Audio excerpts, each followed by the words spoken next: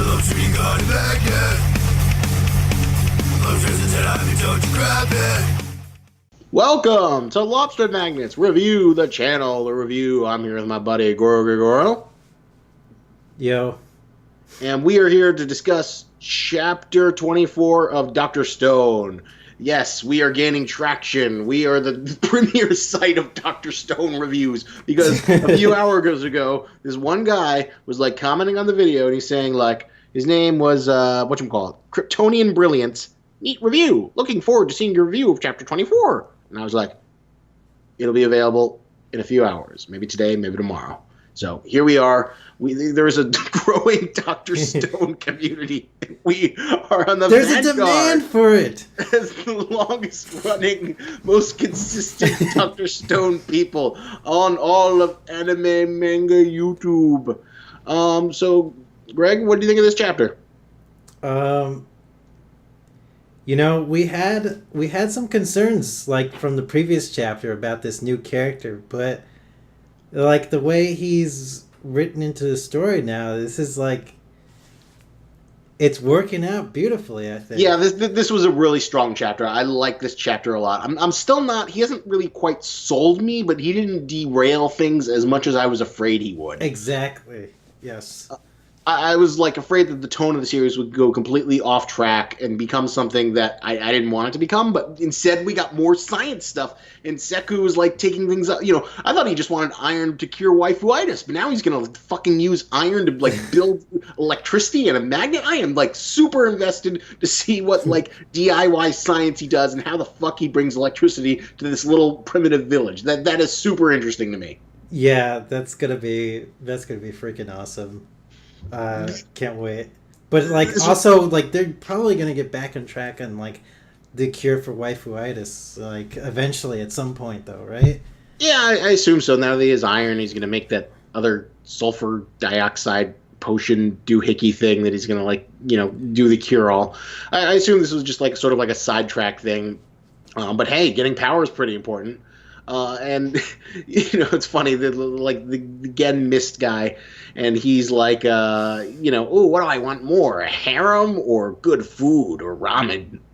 But I don't understand how he would like assume he'd get a harem in like fucking primate guy's village. Why is he getting that there? Oh, is he like just primate guy has the secret formula to revive any of the statues. So what? He's just gonna like get a bunch of hot girls who will automatically love him? Like I don't see like there are hot girls in the fucking like primitive village. Like, you know, how is he guaranteed that there versus here?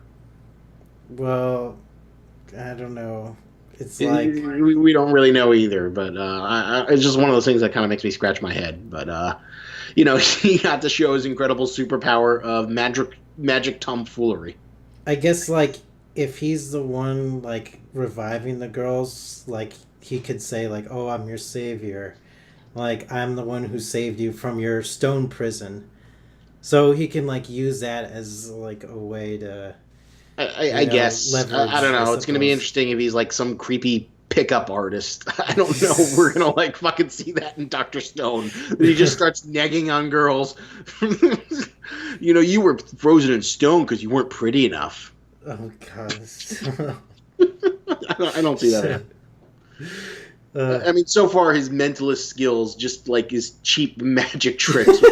You know what? I was fine. That was charming actually. I think that redeemed his character a little bit to me, like with the rest of the characters a bit. Yeah, it did make him seem less evil. Like I wasn't like super enthused with it, but I didn't mind it either. I was just like all into like, ooh, the lightning's coming, and everyone's working at lightning speed to build this like power generator conductor thing, and they're all racing up to the rock, and oh, it's great.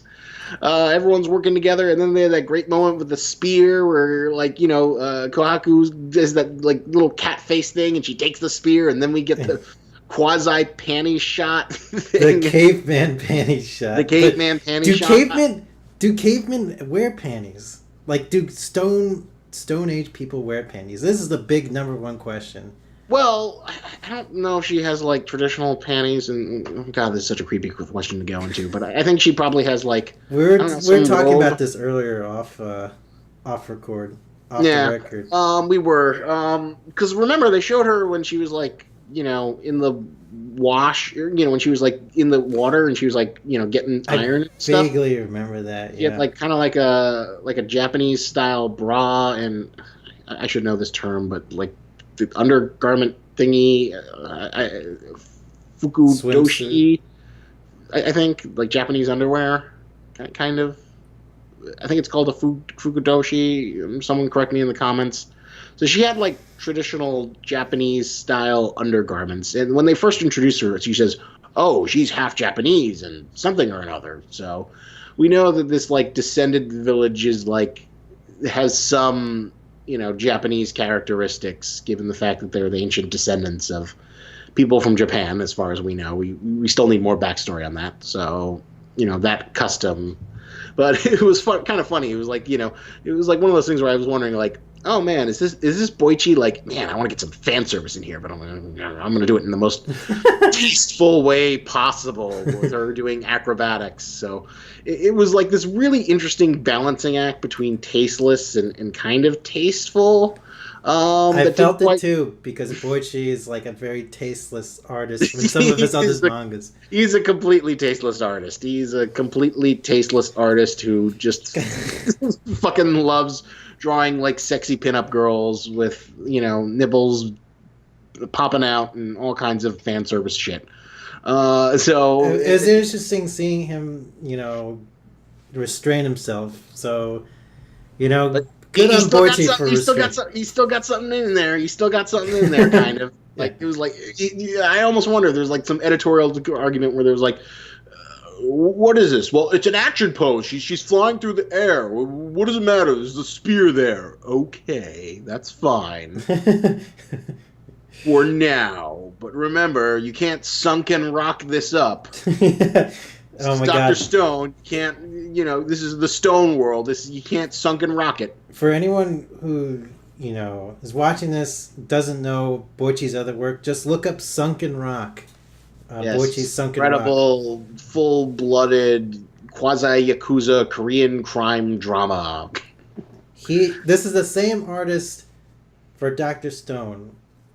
So he's doing something really different with this, which is interesting. I think it's interesting that he's trying out something different.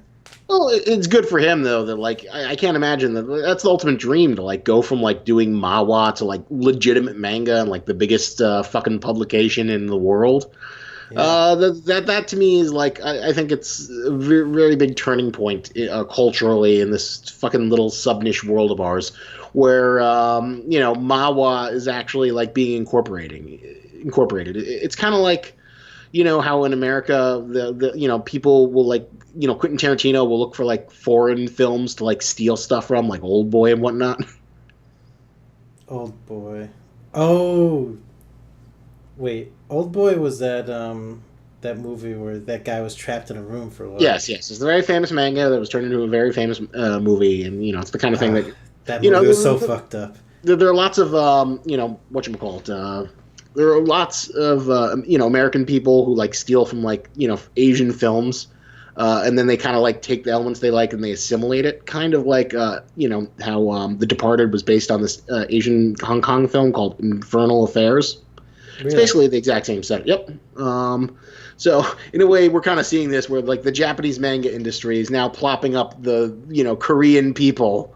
And who knows? Maybe this is like starting a new big cultural trend, and Boichi's the first of a wave of manhwa who make the transition into legitimate manga. Yeah, because I think Boichi is really, really awesome artist. Like, I love the work that he's doing right now. Yeah, it's a really good mix. It's like this is Dr. Stone has been running on full steam for like I'm really pleased with these last few chapters, and this is exactly what it should be. Seku is like some sort of incredible thing, and I like the camaraderie between him and Chrome and Kohaku, and even Suiku, was that the name of the girl?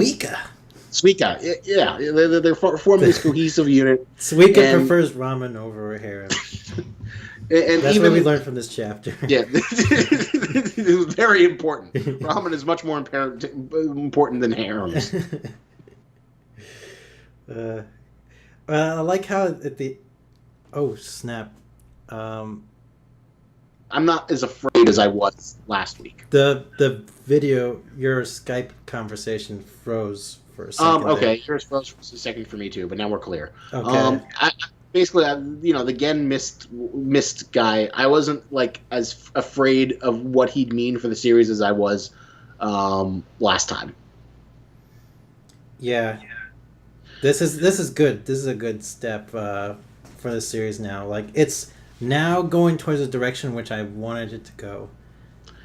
Yeah, which is like more cool science stuff and cool science projects, and him instituting new revolutions with his like incredible, knowledge of Bill Nye the Science Guy, DIY science, And like all that drama about the primal guy just like got put to the wayside and just like, let's fuck this right now. We just gotta find lightning. We gotta find lightning. We gotta build a magnet. We gotta build this generator. I don't even know how it's gonna work. I guess it's gonna go through the spear into like the copper wiring. I am like super psyched to see how he like makes electricity, and even if he does have a power battery, like what's he gonna use? It's a super magnet. It's gonna be a super magnet. Is it a super magnet? Yeah. And how is he gonna like get electricity? I don't know. There's like times where I wish He's gonna use a magnet to make a generator to generate electricity.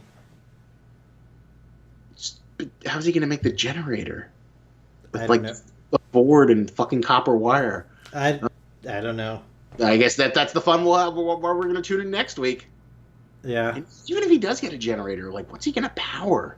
Is he gonna have like simple electronics? Like, but still, like I'm super psyched. I want to see him like have a fan and then everyone like worship him.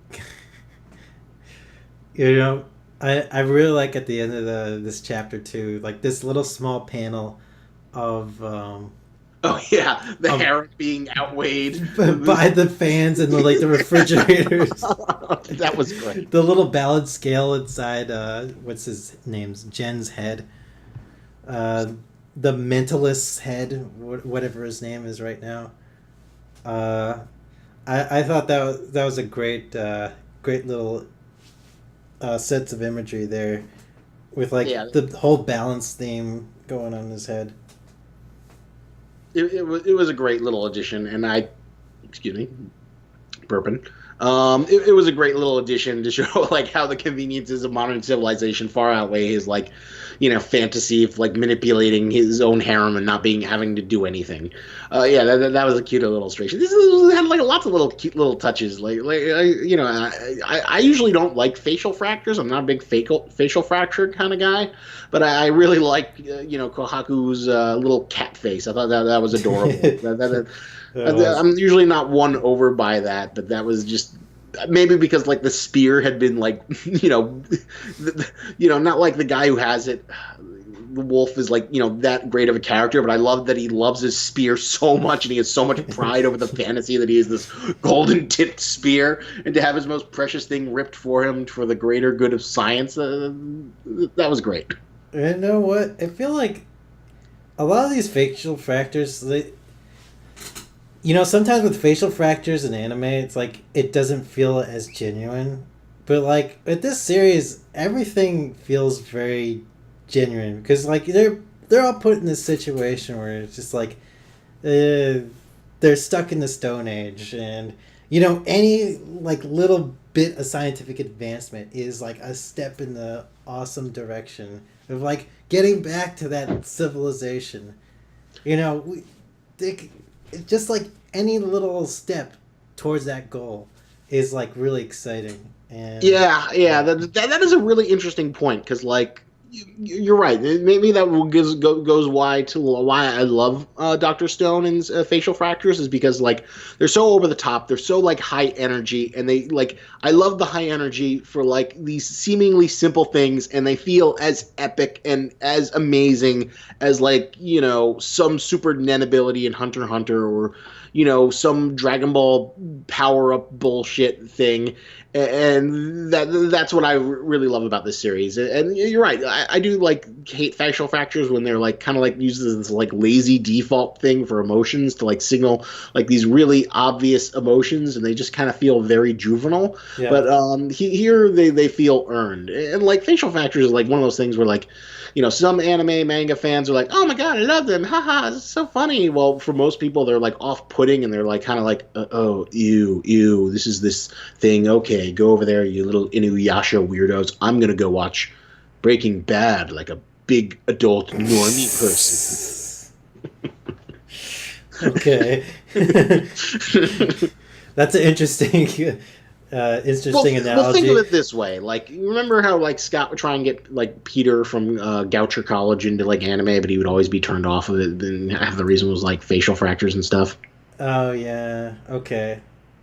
Because like, with it comes like the sort of like anime stigma, and like it's always like terrifying when you see like facial fractures done in like an American cartoon to like try and replicate that anime style, and it just feels like even in my own fucking comic of Shonen King, when good old fucking Irwin puts in facial fractures, I usually don't like them, but half the reason I leave them in is because like I don't want to do the effort of like trying to get him to change it, because every time I ask for a revision he gets slower and less hesitant, and there's like this barrier of like, whenever there's the first part when he's like super enthusiastic after he's first received the money, and then the time goes for the first revision, then the second revision, and his like responses slow down, and then it just becomes like dragging feet, and it's like, sounds like there's a formula to it now.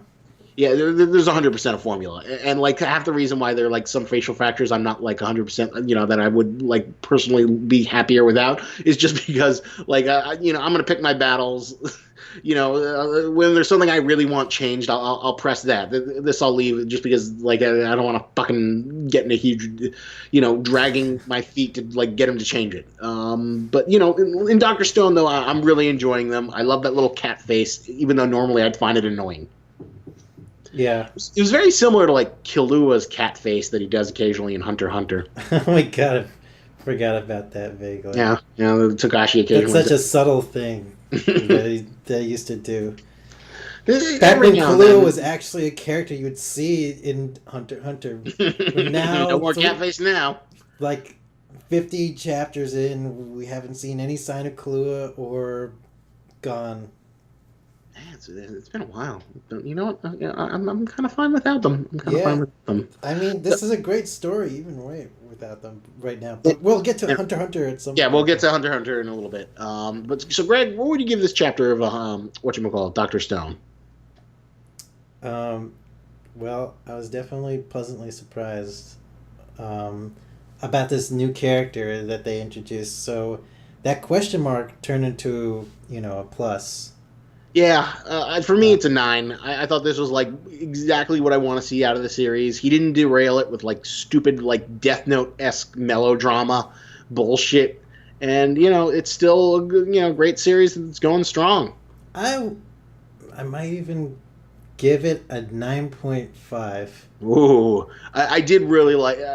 I can understand that because like the electricity thing is like really cool. It's like one of those things like, oh my god, God. You wonder if these scientific evolutions are like the core of like Dr. Stone's power ups. What's gonna happen in like chapter 50? Is he gonna like build a car?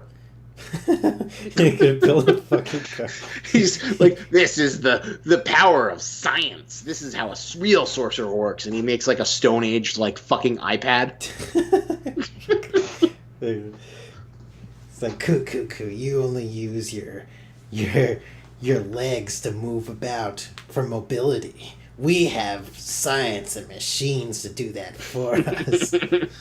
But there is like this vague concern is like when Primate Guy makes his like big return and we get to see his evil kingdom of evilness, will that derail the series or like that's my big fear. But like as of right now though, things are going swimmingly. Well, with how they handle this character who is like essentially a spy for Primate Guy, it gives me a little bit more faith now that their encounter with Primate Guy won't entirely ruin the series again. Hopefully. I would definitely love it if, like, it's just like Primate Guy walks off and he's like, oh, crap, they got electricity. And then he loses all the people he brought back to Seku because they all want his, like, fucking, technology.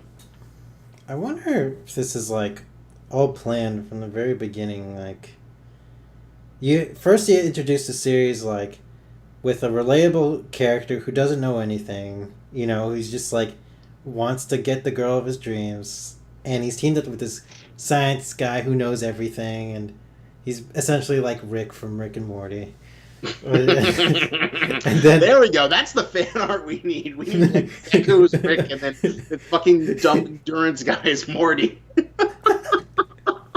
Oh my god. We need Rick like writing E=MC² in blood on his laptop. Greg, if you weren't preoccupied with so many other stupid fan requests, that's what you should be drawing. But anyway, what was I saying? So then we need like some kind of schism to get away from Endurance Guy, because the series is really centered around the science part of it. Yeah, we like Science Guy. Fuck Endurance Guy. He's boring. So we got the character Primate Guy who creates that schism for us. So we get rid of Endurance Guy. We get rid of Primate Guy too. We just have Senku. We just focus the series now on essentially Rick. And Rick now has like all the freedom in the world, meeting all sorts of new cave stone people, and building all kinds of weird science things with them. Yeah, and it's fucking great. This is the best. This is the best thing in the world. I love this series. This is exactly what it needs to be. And who knows, maybe it was all part of the plan. It was like an extended way to get rid of all the fucking characters who were like weighing it down with stupid bullshit. Right. Exactly. So like now they're just trying to be so super optimal towards their goals of like building civilization, instead of just like, hey Senku, what exactly does this do? I'm the stupid endurance guy. I only know endurance things. He's like, I don't miss him. I don't think anyone misses him. But yeah, at least for the moment. For the moment, we'll see if he like can, somehow equal Kohaku or Suiku or Chrome in our hearts. Right. But what do you think of, like, before we wrap this up, what do you think of Magma? The guy who likes to start fights. That was like almost that was a close one. That seemed pretty scary, but I'm glad the mentalist dude actually was popped able in there to like do something about it. I was pleasantly surprised that he actually stepped in there to do something. Yeah, it was nice that that we didn't have like some sort of stupid conflict over it, because we just want science. We don't want people to argue about science. We want Seku to do his science uninterrupted. Exactly. Of course, there's going to be like some conflicts here and there. It's like, oh, he's doing something crazy with his science. He's summoning a demon. He's angering the Thunder God. Yeah.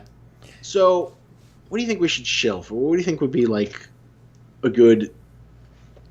Like, do you think you can buy a lightning rod in Amazon? Oh God, a lightning rod in Amazon? I don't know, maybe.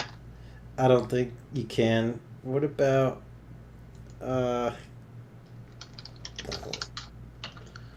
Wait, yes, you can. Are you serious? Wait, can you? Kitchler lighting and oh no. No, man. No, that sounds way too dangerous to sell. How about a power generator? A power generator? I mean... Yeah, why not a power generator? Sure, why not? So bring civilization back, because, you can't make a power generator on your own. Buy this power generator, and so if the Stone Age comes, you will be like the most pimp Seku science guy ever, because you will have electricity. You will be the king of the world. Buy this power generator right now in the link below. And yeah, the power generator is great. And if you don't want a power generator, buy something else on Amazon through the link. It helps me out and makes me feel good. So thank you for watching this review. Like, comment, subscribe, all that fun shit. And remember, lobsters and tennis, but don't you grab it.